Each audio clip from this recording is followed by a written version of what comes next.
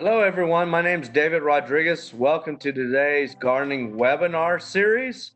And today's topic is getting your lawn and landscape ready for the summer heat. So, when we recorded this webinar here in late May or so, we've been getting quite a bit of rainfall, but this is still going to be a very informative educational webinar for us to follow, particularly going into the summer months. You know, the spring tapers down from Mother's Day, then Memorial Day, and then we really start going into the summertime. You know, folks that have lived here for a while know it gets very hot in the summer months, particularly June, July, and August. So I'm the extension horticulturalist with Texas A&M AgriLife Extension Service. There's my email there. So if you have any gardening or landscape questions and you need help with them, don't hesitate to send me an email, and we'll help you the best that we can there. A little bit about the Extension Service. You know, we've been around since 1914, over 100 plus years here in the great state of Texas. For the educational arm of our land-grant university, Texas A&M. So we're part of the Texas A&M university system. We are funded separately from the university, and we have a unique partnership in the 254 counties in our great state of Texas. 1876 is our land-grant university, the oldest institute of public higher education and the best agricultural school in the world. So when we talk about getting ready for the summer months, particularly our watering needs and demands for our landscape and our turf grass, we always follow the earth kind principles of being good stewards. The four major stewards of earth kind is using the best principles of traditional and conventional, as well as natural and organic, a combination of both. And we all have to be better stewards of our environment, of what we are given. So water conservation is a key, particularly in urban centers and all places, you know, agriculturally speaking as well. And we have to really fine tune it when it comes to using watering. Of course, we need water to bathe, to wash, to clean, to drink, and we need that for our landscapes. So we have to really be good stewards of how we use that water and use it very efficiently. So today's topic is really going to stress water conservation. I do encourage everyone, please, to go to our Aggie Horticulture website. The Aggie Horticulture website is the largest website on the Texas A&M University system, as gardening and landscape is still this nation's #1 hobby. And I challenge everyone on that website to take the Earth Kind Challenge to see how sustainable your landscape is and how you can improve to be a better steward of the environment. So we know that by around mid-June, the oven turns on. It gets super duper hot, and we really start tapering down on our vegetable garden. Most of our spring vegetable garden typically ends around 4th of July weekend, and it's just so hot from mid-June through mid-September. So we do a minimum planting in our landscapes and our gardens during that time frame. You know, a lot of container plants, if they're the right extension recommended varieties, trees, shrubs, hardy perennials, etc. You can basically plant those any time of the year, but you know, if you miss one watering, you can possibly stress or even kill some of these plants. So you got to take some caution. And with being good stewards of the year, we try to conserve water in and around our landscapes 8, 9, 10 months out of the year, and then use it when we really need to, particularly into July and August.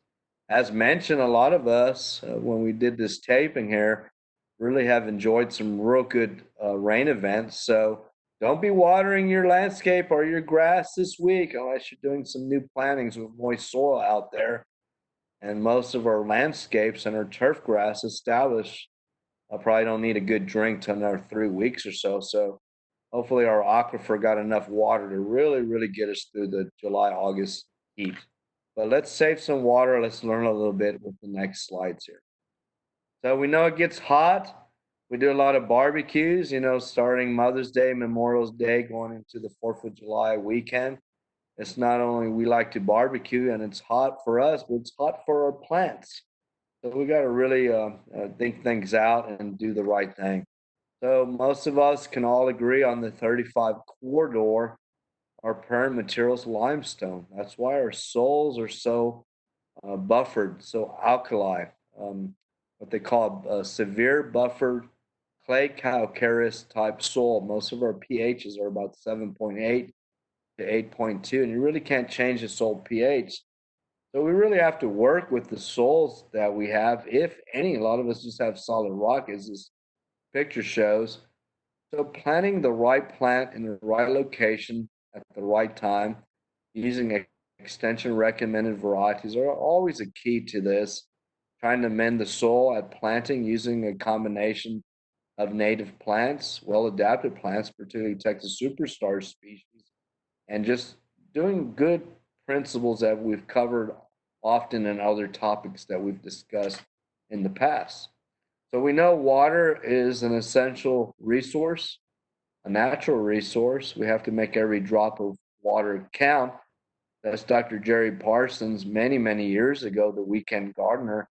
After a big flood that we had many, many years ago, when he did the TV show every Friday, was kind of playing around and showing people how to water that asparagus bed in the background there.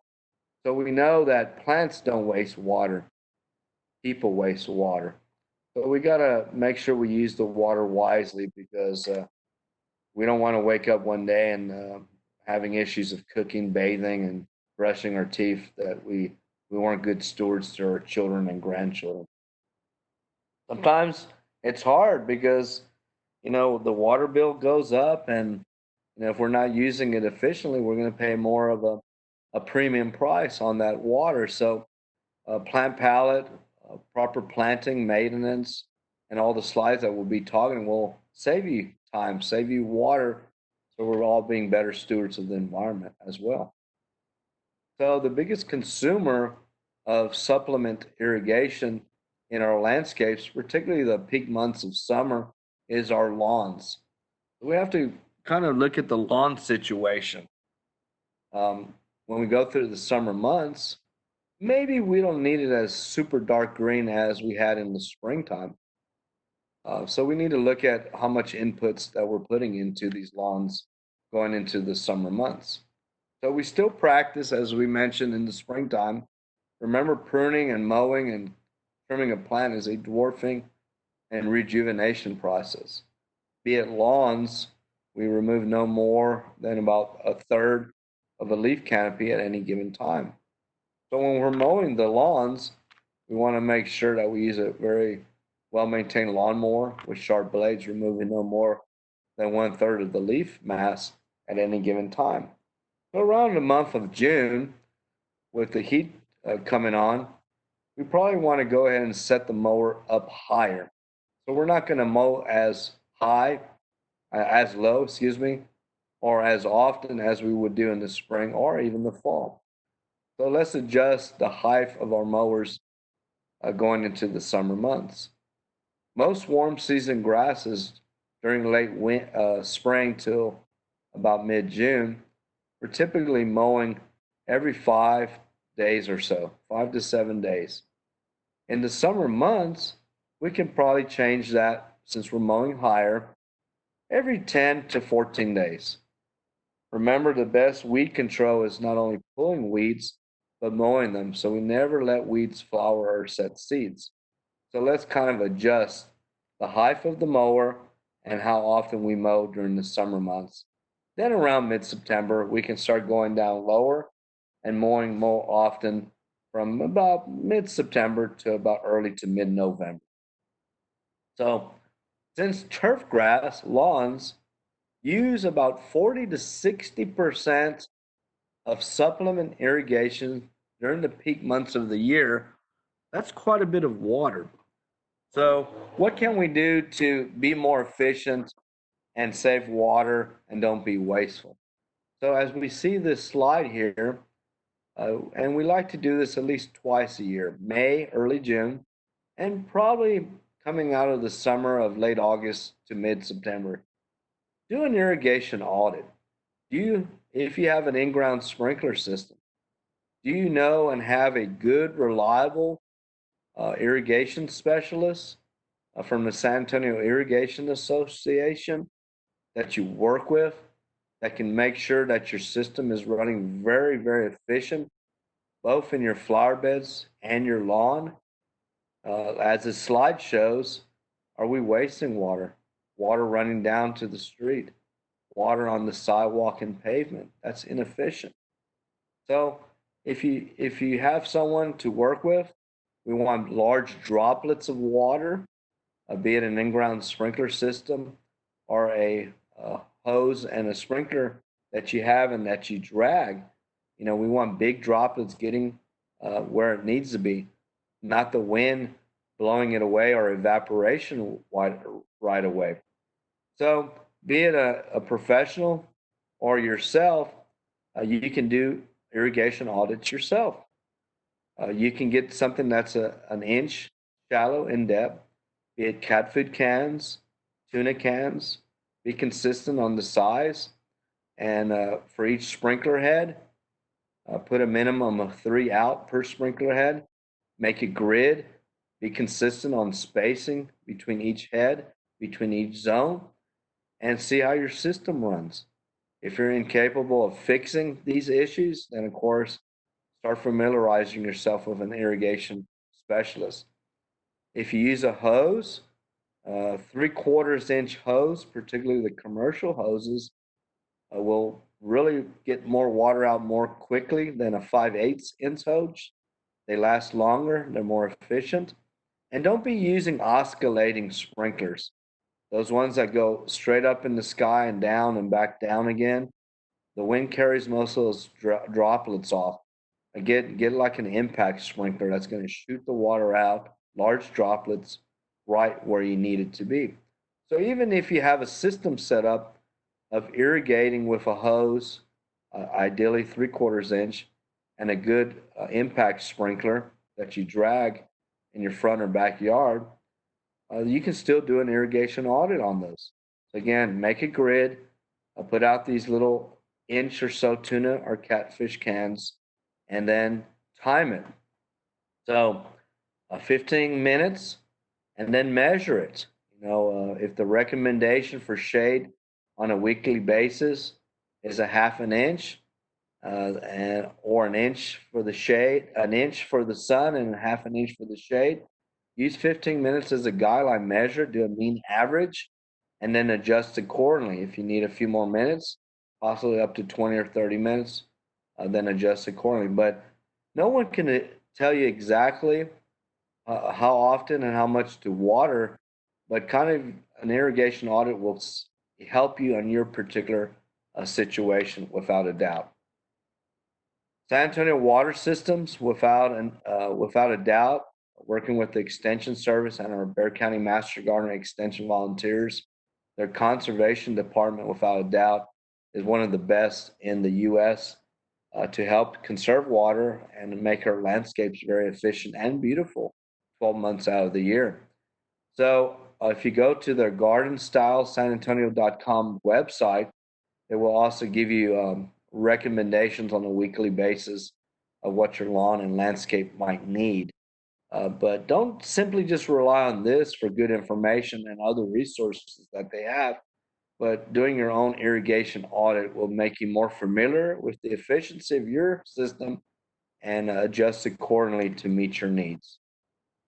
So back in our turfgrass web talk that we did a few weeks ago for the springtime, one of the best ways back in early March was to core aerate your lawn and then put lawn dressing out there. The lawn dressing in the form of very aged, finely screened finished compost acts as a sponge. So if we do an irrigation audit, we're watering more efficiently, sun and shade, and the type of warm season turf grass that we have. We raise the mower height of our mower going into the summer months. We can cut that 40 to 60% with core aeration by 1/3 or possibly by half. So everything ties in to be better stewards. You can core aerate multiple times a year, just like a sports field does, recreation fields and things like golf courses. So even during the summer months, to let better oxygen and gas exchange in our heavy clay soils, core aerating, as you see on this machine, has 3-inch tines on it. It extracts a core of soil. Since most of us predominantly have heavy clay type soils, you don't pick up that core once it's extracted. It'll let that water go deeper, and that's what we're trying to do is not addict the grass to a shallow root system. We're trying to encourage the grass to go deeper into the soil profile. So by core aerating will really help on that. So if you didn't do it back in early March, do that at this time. But don't put lawn dressing out. We only put lawn dressing out when we core aerate from mid-September to early April, early March being the best time.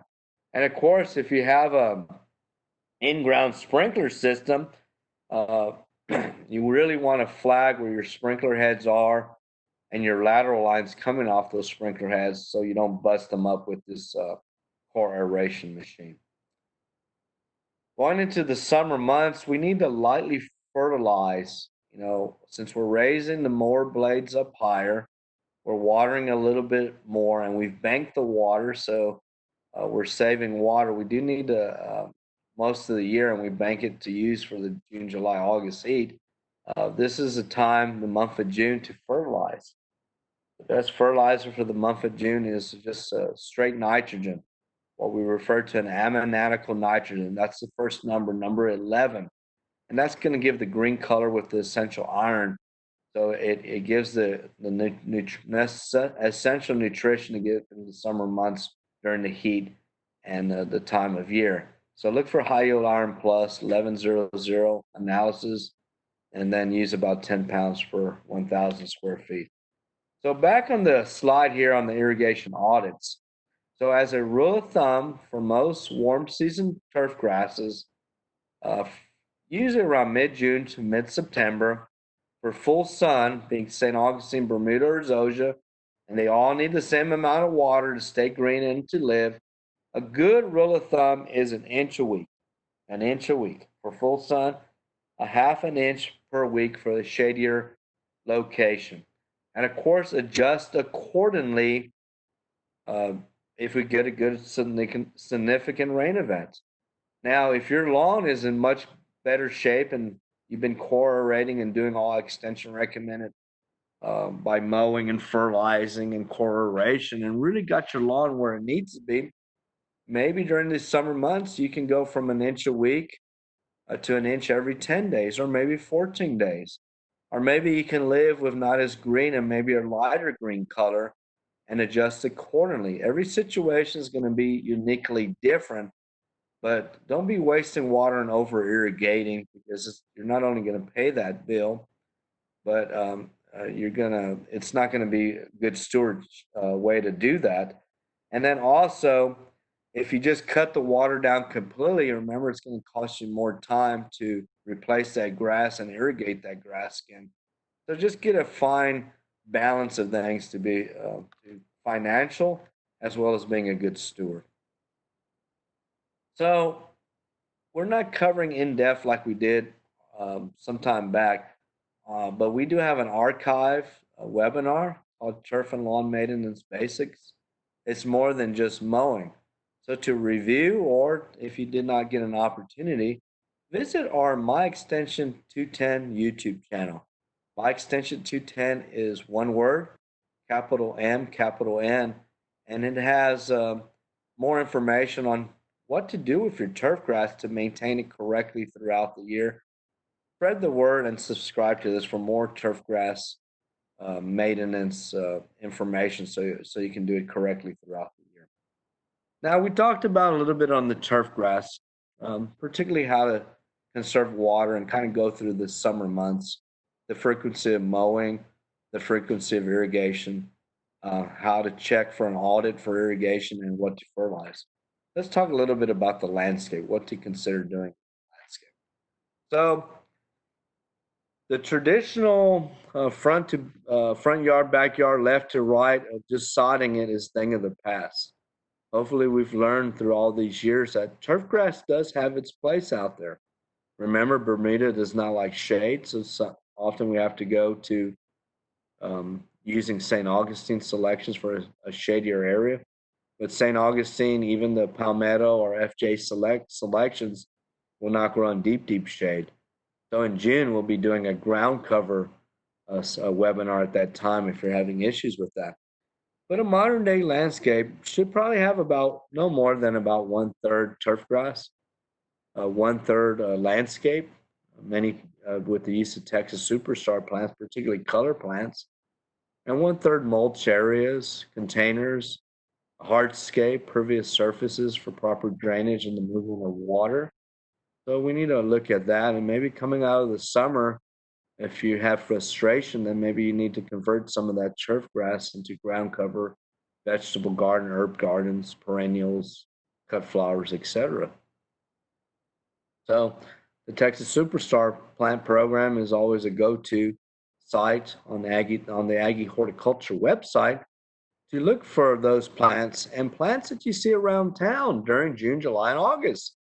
When you have your air condition on at home and in the car driving around, look for the plants that love the summer heat. Many of those are summer color perennials, and most of those are Texas Superstar plants.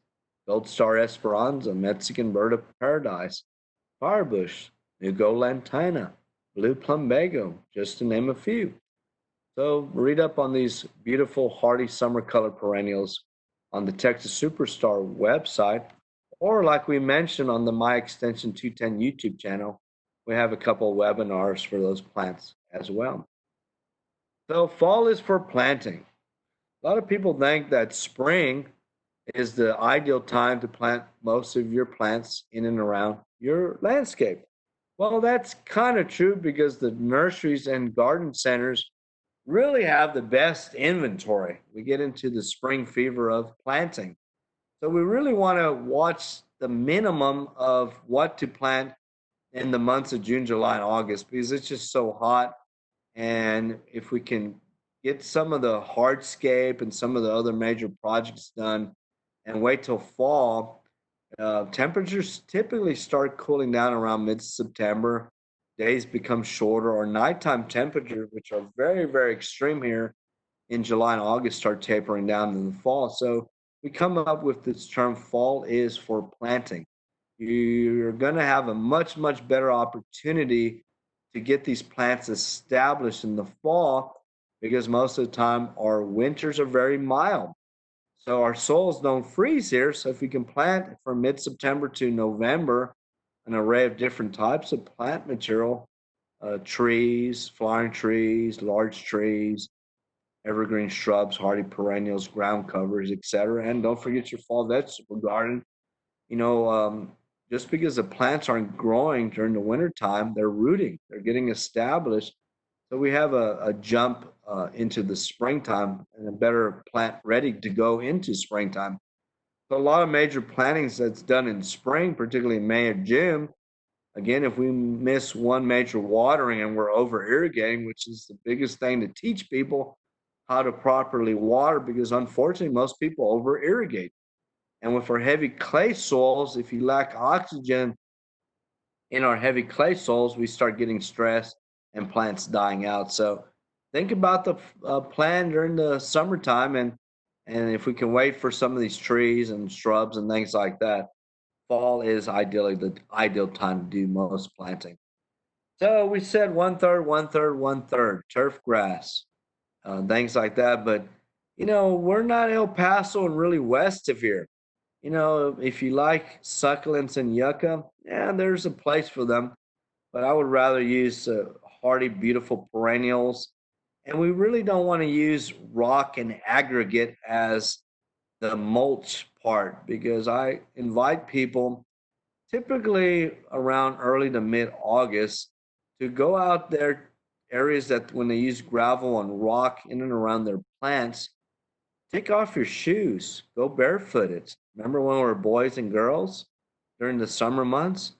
Now, at 3 o'clock, when it's 104 degrees, walk on that gravel. How do you think it's going to feel? You know how it's going to feel.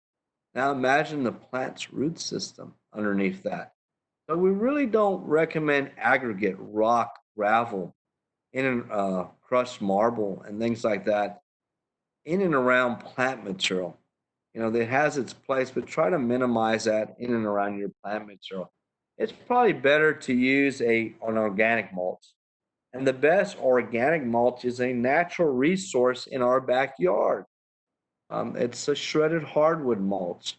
Ideally, look for a double shredded hardwood mulch, and that has compost in it, which is a living mulch. So remember these numbers. You've heard of 444. This is 222. Twice a year, a thin layer about 2 inches thick, a minimum of 2 inches away from the crown of the plants. Mulch, mulch, mulch. Remember, the best soils in the world have about a 5% organic material content to it. We used to be a grassy area 150 years ago in and around this area of the state with agriculture, urban sprawl. We probably have 3% back then. Now most of us have less than half of 1% of organic material. So we really, really need to build up the organic material of the soil by mulching, mulching, and mulching. Remember, heavy clay soils will crack during the summer months if it's not properly irrigated. If you have bare soil, when you water or when it rains, what happens soon after? You have weeds. So, like a turf grass, following the proper rules of maintenance in turf grass, a finely matted turf grass will minimize cracks in the lawn with proper irrigation, aeration, and lawn dressing. But most importantly, it will minimize weed pressure. That's the same with flower beds. So mulch, mulch, mulch. It's aesthetically pleasing. It reduces weed pressure, and it most importantly holds moisture in. Malcom Beck, a great mentor of mine, the owner and founder of Gardenville, great citizen scientist, a great friend, great teacher. He always used to do mulch studies, and he was a big proponent of promoting the hardwood mulch, which is really the best mulch. And it's 100 degrees out there, and a good mulch layer that holds moisture, and it's 80 degrees in the soil profile. So it's very important, and we need to build the soil and hold that moisture in. Do that in May before you go into the summer heat. And coming out of summer around early September, replenish it. And look at that mulch. Remember, it takes an inch of water to penetrate 4 inches of soil profile. Most plants' roots, including big trees, is 4 to 6 inches or so. 90% of plants' root system is 4 to 6 inches below the soil surface. So that's why we need to deep water properly, and the mulch will help with all that. So use it and use it often. Double shredded hardwood mulch, a living mulch that has compost in it, is the best to consider using out there. So this is a picture of mulch, and this is just regular shredded mulch. It's more coarser than double shredded mulch. And if you get compost mixed into a double shredded mulch, which they refer to again as a living mulch, it's much, much flakier than that. But this is just a generic shredded mulch. And this is really the best thing to use in and around your plants. Even if you have plants on the patio, using a double shredded hardwood mulch with compost, put a little bit going into the summer months on your container plants, and that will help you as well. So, in the landscape, and especially even the vegetable garden, particularly when our fall vegetable garden starts with tomatoes and warm season crops as early as July and August, if we're not using drip irrigation, folks, we really need to start familiarizing ourselves with drip irrigation. It's the most efficient way to conserve water if used properly. Once it's set up correctly in your vegetable garden, you can even adjust your zones of flower beds if you have an in-ground sprinkler system with drip irrigation, with micro sprinklers and things like that. A lot of different ways to set it up. You can even set it up as drippers on hanging baskets or container plants.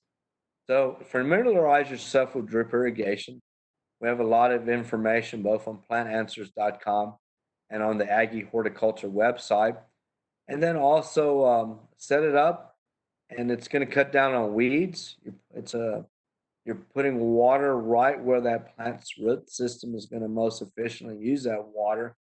So if we're not using drip irrigation to be even a better steward of the environment, we all need to utilize drip irrigation, but use it correctly. One of the worst things people do is they're not really seeing the water come out as a hose or a sprinkler system. And unfortunately, people that don't have a plan tend to over irrigate with drip irrigation. So we don't use or recommend soaker hoses.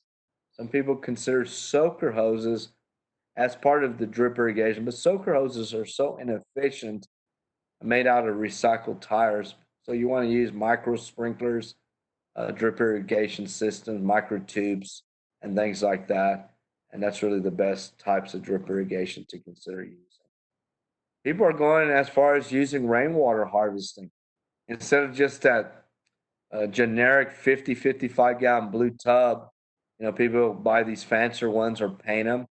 And, it's a good way to save that extra water or bank that extra water during the year and using it when we need it, or on our specialized plants, be it if we're growing gardenias, blueberries, azaleas, plants that are a little bit more acidic.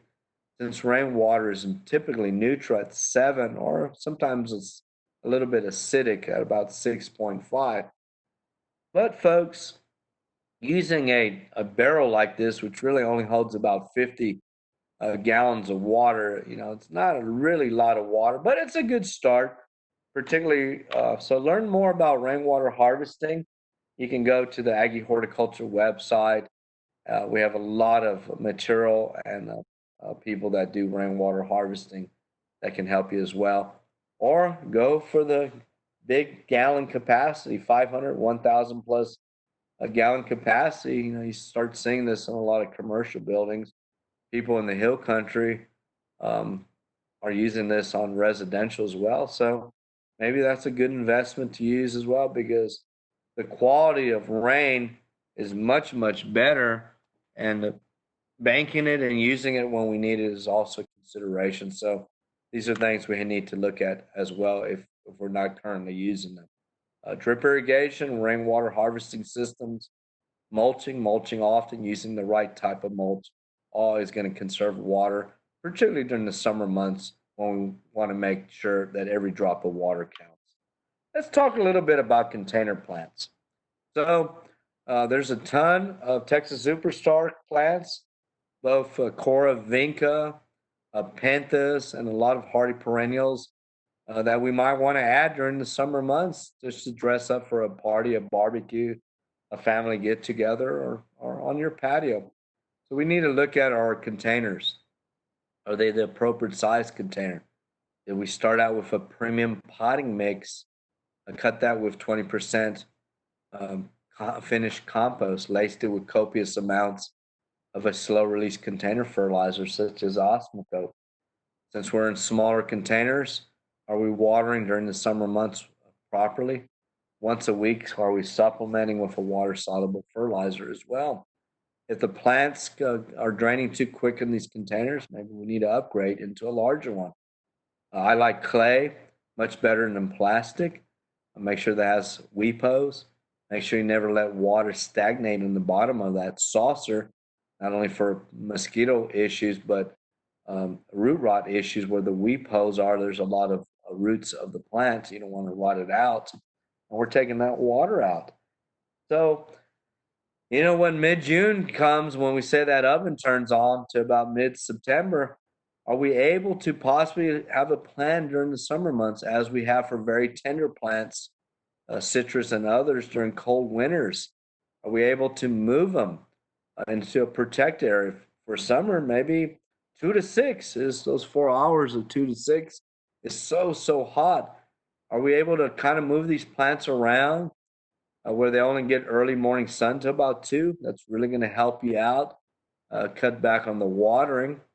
If we can't do that, then maybe just watching the fertilizing and mulching them, as we talked about, will help as well. So we have to have a game plan for container plants, and maybe we can go as fancy as having a awesome drip irrigation system on it with a timer. But like Dr. Sam Cotner always used to say, the shadow is the best person out there in your garden and landscape. So just because you're using high technology on your plants, you still need to make sure that nothing's clogged up or leaks and things like that. And of course, don't forget to put the batteries in your timer on your drip irrigation system. Hope y'all learned a little bit about getting through the summer months, both in your lawn, your landscape, your containers on the patio. And we have a bonus plant. We always have a bonus plant on our talk. So let's see what our bonus plant is today. Texas Lilac Vitex. It's not a true lilac. You know, it doesn't have fragrance as the lilacs of the north, very fragrant, but lilacs simply will not grow well down here in Texas.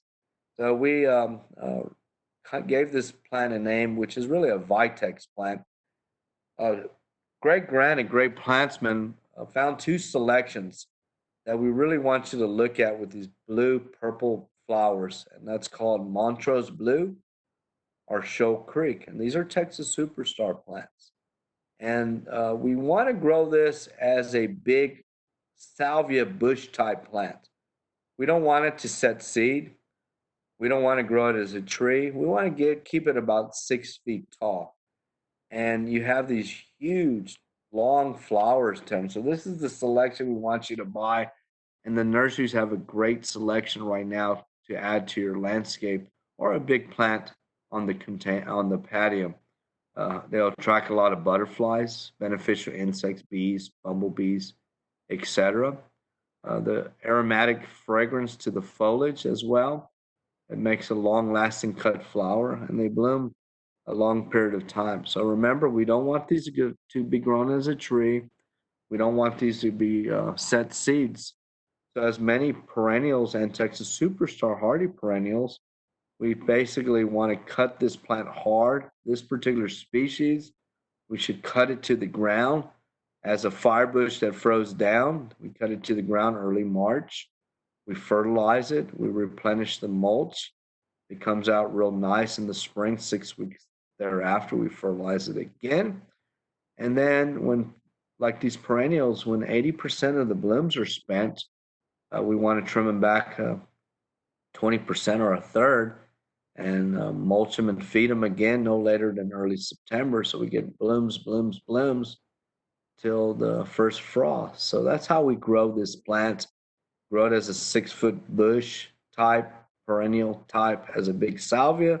Awesome plant, and you'll start seeing these if you haven't started to, blooming around town. That's what we want, and most of those are Texas Superstar plants, as 90% of the state Texas Superstar plants have come out of the San Antonio program.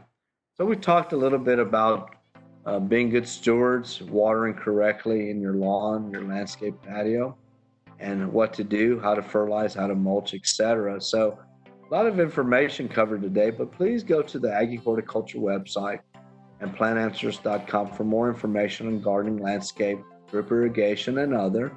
And don't forget our Bexar County Extension Service website for information that we have archived locally for all our programs, the best plants recommended for Bexar County and the surrounding counties, as well as educational opportunities on the homepage that we offer throughout the year. Please utilize that as well. So don't forget part 2 of this series.